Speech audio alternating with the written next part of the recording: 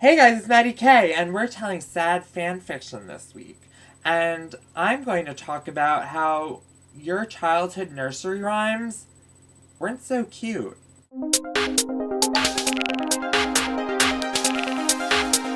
TheHomoUniversity. So I've told this one before on my channel. Peter Pumpkin Eater had a wife and couldn't keep her, so he put her in a pumpkin shell and there he kept her very well. Little did he know, she had a laptop with her, and she had a very good wireless connection.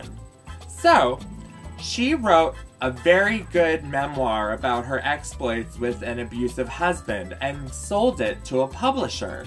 When that came out, Peter Pumpkin Eater was highly defamed in public.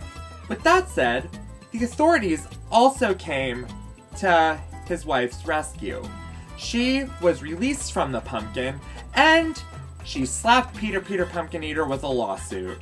She sued him for everything he had.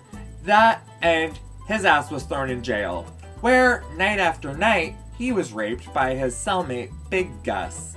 And couldn't put him in a pumpkin, so he hung himself in his cell. And that's the true story of Peter Pumpkin Eater.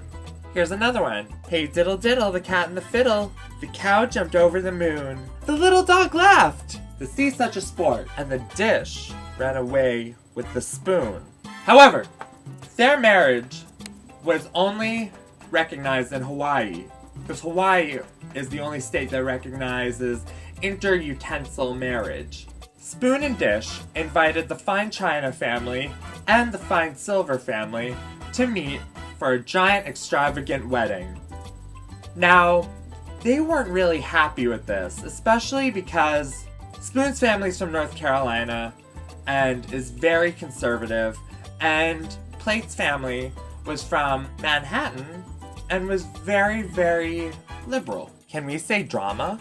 So at the wedding, Plate looked at her soon-to-be husband Spoon, and she whispered, "I love you," before the nuptials began, when they stared in front of their angry family and friends.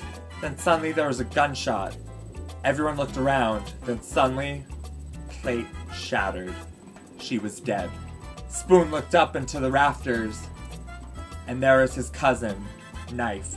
She had a sniper rifle. She came down on a wire, and she said, "If you don't come to North Carolina and marry me, your cousin, then you will marry nobody." So Knife picked her up, and he stabbed himself with her. And that's the true story of the dish and the spoon. Last but not least, Jack and Jill went up the hill to fetch a pail of water.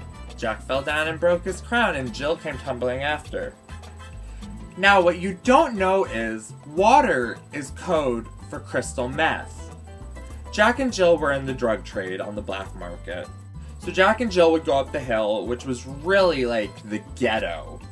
And they would meet a man on the corner by the well, where they were apparently getting water, so they told their parents, when they were really hiding a kilo of crystal meth in this very large bucket.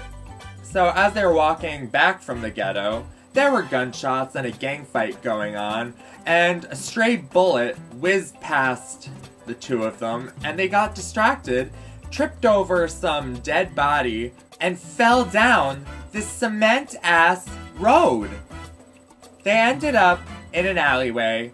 Jill got up, wiped off the dirt, realized she had a scraped knee, and she goes, "Oh my god, Jack, look at my knee, it's all fucked up." Then she realized Jack was dead.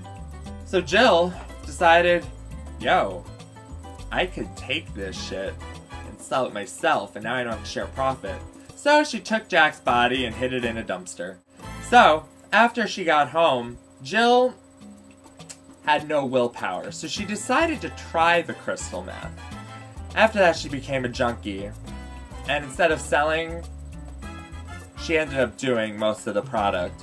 And then, poor Jill overdosed, leaving her and her boyfriend completely dead. So guys, those were the true endings to your childhood nursery rhymes. If you have a great ending to a nursery rhyme, let me know in a video response or in the comments. So, see you next Tuesday. The Homo University.